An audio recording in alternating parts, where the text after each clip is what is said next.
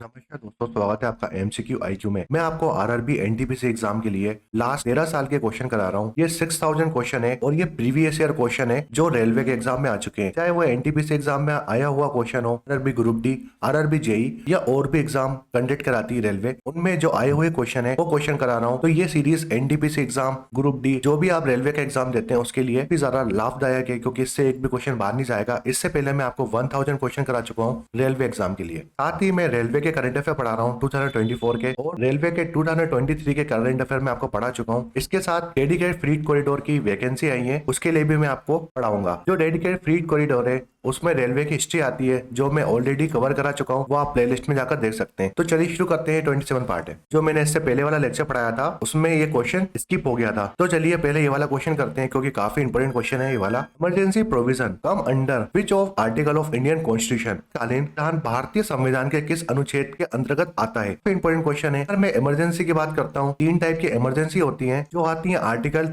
352 से लेकर 360 के बीच में। तीनों इमरजेंसी के बारे में देखते हैं। इमरजेंसी की बात करते हैं तो पार्ट 18 में इमरजेंसी के बारे में दिया गया है इंडियन कॉन्स्टिट्यूशन के। 3 टाइप की इमरजेंसी होती है। पहली जो इमरजेंसी होती है उसको हम बोलते हैं नेशनल इमरजेंसी। सेकेंड इमरजेंसी को हम बोलते हैं स्टेट इमरजेंसी या प्रेसिडेंट रूल बोल दीजिए आप, दोनों एक ही बात है। ये स्टेट्स में लगती हैं और प्रेसिडेंट लगाते हैं इसको। जो इमरजेंसी होती है जिसको हम फाइनेंशियल इमरजेंसी बोलते हैं, और इंडिया में अभी तक फाइनेंशियल इमरजेंसी कभी नहीं लगी। अगर मैं नेशनल इमरजेंसी की बात करता हूँ, इसका आर्टिकल आता है 352। स्टेट इमरजेंसी या प्रेसिडेंट रूल की बात करता हूँ, इसका आर्टिकल 356 आता है। फाइनेंशियल इमरजेंसी का आर्टिकल आता है 360। तो ये 3 आर्टिकल काफी इंपोर्टेंट है। एक काफी ज्यादा इंपोर्टेंट क्वेश्चन आता है कि जो नेशनल इमरजेंसी है वो इंडिया में 3 बार लगी है। नेशनल इमरजेंसी इंडिया में 3 बार लगी है, इससे क्वेश्चन आता है। पहली जो इमरजेंसी लगी है 1962 में, सेकंड जो इमरजेंसी लगी है नेशनल इमरजेंसी 1971 में, और थर्ड इमरजेंसी लगी है 1975 में। पहले 1962 की बात करते हैं। 1962 में इंडिया चाइना वॉर में ये इमरजेंसी लगी थी पहली बार 1962 में। इसकी एग्जैक्ट डेट याद रखिए 26 अक्टूबर 1962। 26 अक्टूबर 1962 में इंडिया और चाइना वॉर में ये इमरजेंसी लगाई गई थी पहली बार। इस टाइम प्राइम मिनिस्टर थे इंडिया के जवाहरलाल नेहरू जी। ये इंडिया के प्राइम मिनिस्टर थे जवाहरलाल नेहरू जी। और इंडिया के प्रेसिडेंट कौन थे? इंडिया के प्रेसिडेंट थे सर्वपल्ली राधाकृष्णन। सर्वपल्ली राधाकृष्णन इंडिया के प्रेसिडेंट थे और इंडिया के पीएम थे जवाहरलाल नेहरू। इन्होंने ये इमरजेंसी लगाई थी इंडिया चाइना वॉर के दौरान 26 अक्टूबर 1962 में। सेकंड नेशनल इमरजेंसी लगी थी 1971 में। 1971 में इंडिया और पाक वॉर हुआ था, के दौरान सेकंड इमरजेंसी लगी थी 1971 में। इस टाइम प्राइम मिनिस्टर थे इंडिया के, या थी, इनका नाम था इंदिरा गांधी जी। इंदिरा गांधी जी इंडिया की फर्स्ट फीमेल प्राइम मिनिस्टर है। और पाकिस्तान की बात करेगा, पाकिस्तान के प्रेसिडेंट कौन थे इस टाइम, और इंडिया के प्रेसिडेंट कौन थे? प्रेसिडेंट थे उस टाइम वीवी गिरी। वीवी गिरी इंडिया के प्रेसिडेंट थे, prime minister Indira Gandhi ji. Indian Pakistan war के दौरान 1971 में ये इमरजेंसी लगाई थी। काफी इंपोर्टेंट क्वेश्चन है। जो तीसरी नेशनल इमरजेंसी लगाई थी 1975 में, ये काफी इंपोर्टेंट क्वेश्चन है इससे, क्योंकि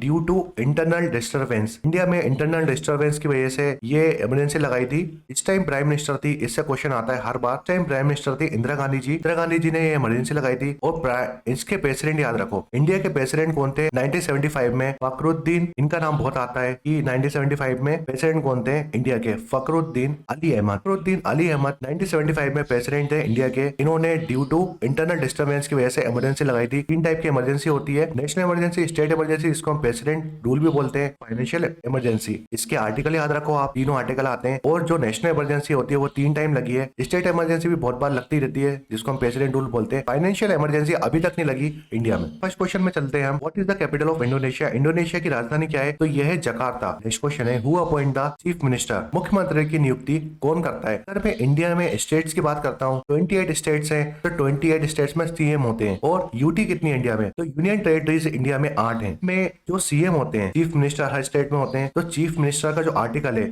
इनको अपॉइंट करने का आर्टिकल है, तो 164 के तहत 164 जो आर्टिकल है वो आता है कि अपॉइंट करता है सीएम को कौन? गवर्नर। स्टेट का गवर्नर जो होता है वो अपॉइंट करता है इसको, सीएम को। और ये आर्टिकल है 164। नेक्स्ट क्वेश्चन है, Tamasha is traditional folk theatre form of? Tamasha Bharat का पारंपरिक लोक नाट्य रूप है। तो जो तमाशा डांस है, ये थ्योरेटिकल फोक डांस है, वो कौन से स्टेट का है? तो ये महाराष्ट्र स्टेट का है। महाराष्ट्र स्टेट के 2 और डांस याद रखो, ये एग्जाम में आते हैं। एक बोलता है लावनी। लावनी डांस होता है महाराष्ट्र में। दूसरा याद रखो नौटंकी। ये बहुत आता है नौटंकी एग्जाम में कि नौटंकी कौन से स्टेट का डांस है, तो वो महाराष्ट्र स्टेट का है। वेस्ट बंगाल का एक डांस है जिसको जात्रा बोलते हैं। जात्रा डांस है वेस्ट बंगाल का। जो जात्रा डांस है ना, वो वेस्ट बंगाल में भी होता है, ओडिशा में भी भी होता है, तो ये दोनों आ जाते हैं ऑप्शन। मैं कर्नाटका स्टेट की बात करता हूँ। कर्नाटका का एक फेमस डांस है जो एग्जाम में आता है, जिसको यक्षगन बोलते हैं। यक्षगन ये कर्नाटका स्टेट का काफी फेमस डांस है जो एग्जाम में बहुत बार आता है। कश्मीर की बात करते हैं तो कश्मीर में कौन सा डांस आता है? कश्मीर का जो डांस आता है जिसको बंद पथेर डांस जो है वो कश्मीर का है और ये भी एग्जाम में बहुत आता है। नेक्स्ट क्वेश्चन है Wellington trophy associated which game? Wellington trophy किस खेल से संबंधित है? तो रोलिंग जो गेम होता है उसमें ट्रॉफी दी जाती है। अगर रोलिंग गेम की बात करते हैं तो इसमें एक और ट्रॉफी दी जाती है जिसको बोलते हैं डायमंड चैलेंज कल्प। चेस की बात करते हैं तो चेस गेम होता है क्योंकि चेस बहुत न्यूज में रहता है, तो इसमें कौन कौन सी ट्रॉफी खेली जाती है? चेस से एग्जाम में क्वेश्चन भी आता है, जैसे नाइडू ट्रॉफी चेस में खेली जाती है। लिम्का ट्रॉफी भी चेस में खेली जाती है और ओलंपियाड ट्रॉफी भी चेस में खेली जाती है। देखिए चेस से एक क्वेश्चन आएगा एग्जाम में, इस बार 100% ये क्वेश्चन आएगा एग्जाम में। यंगेस्ट चेस वर्ल्ड चैंपियन कौन बना है? और ये इंडिया के हैं इसलिए क्वेश्चन आएगा कि यंगेस्ट चेस चैंपियन कौन बने। 2024 की बात हो रही है। इनका नाम है गोकेश टोमराजू। ये यंगेस्ट वर्ल्ड चैंपियन बने, सिर्फ 18 साल के हैं, इसलिए ये क्वेश्चन आएगा एग्जाम में। 100% क्वेश्चन आएगा क्योंकि ये इंडिया के हैं। देखिए ये क्वेश्चन तो बताया यंगेस्ट चेस वर्ल्ड चैंपियन कौन बने, तो गोकेश टोमराजू ये बने हैं। इनका जन्म हुआ था चेन्नई में। देखिए चेस से एक और क्वेश्चन आ सकता है, world youngest chess grand master कौन बने? ग्रैंड मास्टर को पूछेगा कि वर्ल्ड में यंगेस्ट चेस ग्रैंड मास्टर कौन बने, तो वो भी इंडिया के हैं। उनका नाम है अभिमन्यु मिश्रा। ये वर्ल्ड के यंगेस्ट चेस ग्रैंड मास्टर है। तो ये दोनों क्वेश्चन याद रखो, काफी ज्यादा इंपोर्टेंट क्वेश्चन है। नेक्स्ट क्वेश्चन है बैटल ऑफ चौसा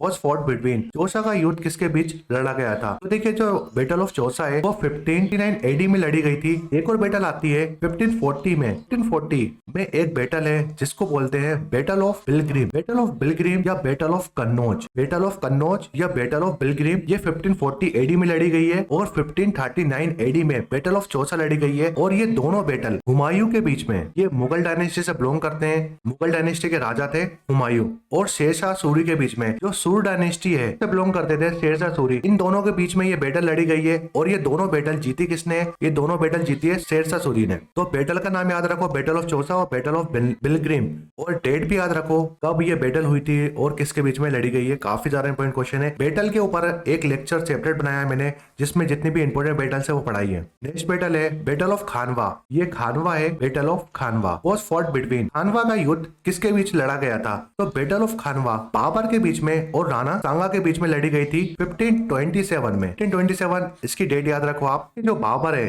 ये फाउंडर है मुगल डायनेस्टी के। जो मुगल साम्राज्य है उसके स्थापक कौन है? वो है बाबर। तो बाबर ने 1526 से लेकर 1529 तक लगातार युद्ध लड़ा है और ये एक भी युद्ध हारे नहीं है, सब में जीते हैं। तो वो मैं आपको बैटल बताता हूँ क्योंकि एग्जाम में आती है वो बैटल। बाबर की बैटल की बात करते हैं 1526 एडी में जो बैटल लड़ी है बाबर ने उसको बोलते हैं battle of Panipat. Battle of Panipat ये बाबर के बीच में और इब्राहिम लोदी के बीच में लड़ी गई थी। काफी ज्यादा इंपोर्टेंट क्वेश्चन है, याद रखो बैटल ऑफ पानीपत बहुत आती है। तो जो इब्राहिम लोदी है वो लोदी डायनेस्टी से बिलोंग करते थे और जो बाबर थे उस टाइम फरगाना डायनेस्टी के रूलर थे बाबर। इसके बाद 1527 एडी की बात करते हैं। इस बैटल का नाम है बैटल ऑफ खानवा, जो मैंने आपको बताई थी बैटल ऑफ खानवा। ये बाबर के बीच में और लड़ी थी राणा सांगा के बीच में। राणा सांगा एक हिंदू रूलर थे मेवाड़ के, इसमें भी बाबर जीते थे। फरगाना ये बैटल ऑफ पानीपत वाली भी बैटल बाबर ने जीती थी और ये बैटल भी बाबर ने जीती थी। 1528 एडी की बात करते हैं बैटल ऑफ चंदेरी।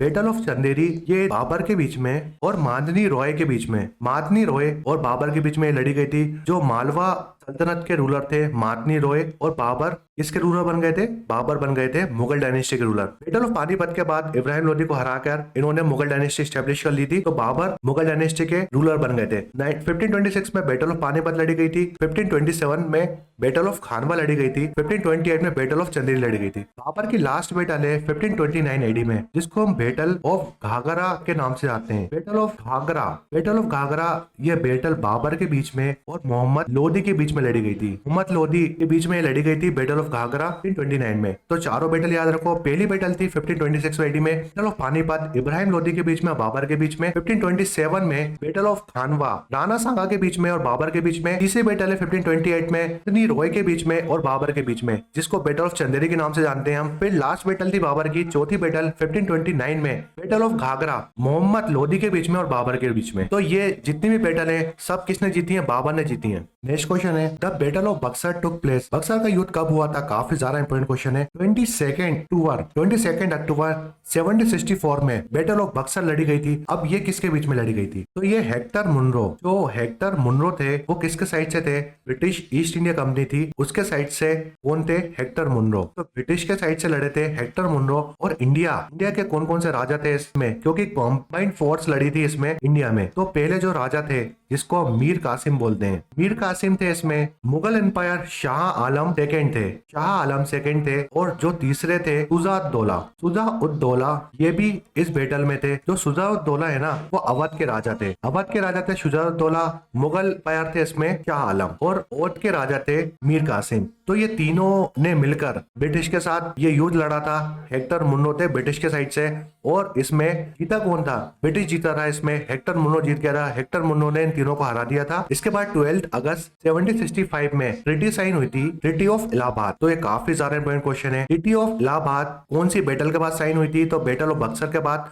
इसकी डेट याद रखो, 12 अगस्त 1765 में ट्रीटी ऑफ इलाहाबाद साइन हुई थी। ये किसके बीच में हुई थी, ये हुई थी रॉबर्ट क्लाइव के बीच में। रॉबर्ट क्लाइव और किसके बीच में ये बैटल साइन हुआ था, शाह आलम सेकंड के बीच में। इन दोनों ने इसमें साइन करे थे, शाह आलम सेकंड के बीच में, जो कि मुगल एम्पायर थे, और रॉबर्ट क्लाइव ब्रिटिश के साइड से थे, जिन्होंने इस ट्रीटी में साइन किया था। नेक्स्ट क्वेश्चन है, group of monument at Hampi is in. Hampi में स्मारकों का समूह कहाँ स्थित है। हम्पी एक यूनेस्को वर्ल्ड हेरिटेज साइट है। तो याद रखो, हम्पी को यूनेस्को वर्ल्ड हेरिटेज साइट बनाया कब था, ये क्वेश्चन बहुत आता है एग्जाम में। तो 1986 में इसको यूनेस्को वर्ल्ड हेरिटेज साइट का दर्जा मिला था। हम्पी में बहुत सारे टेम्पल्स हैं और बहुत सारी हिस्टोरिकल साइट है, और हम्पी है कर्नाटक स्टेट में। अब जो क्वेश्चन आता है, हम्पी जो है ना एंशिएंट टाइम में कौन से शहर की राजधानी थी। हम्पी एंशिएंट कैपिटल थी विजयनगर एम्पायर की। तो जो विजयनगर एम्पायर है, विजयनगर एम्पायर इसकी कैपिटल थी हम्पी। विजयनगर एम्पायर को किसने बनाया था, इसके फाउंडर कौन है विजयनगर एम्पायर के, ये क्वेश्चन आता है। तो हरिहर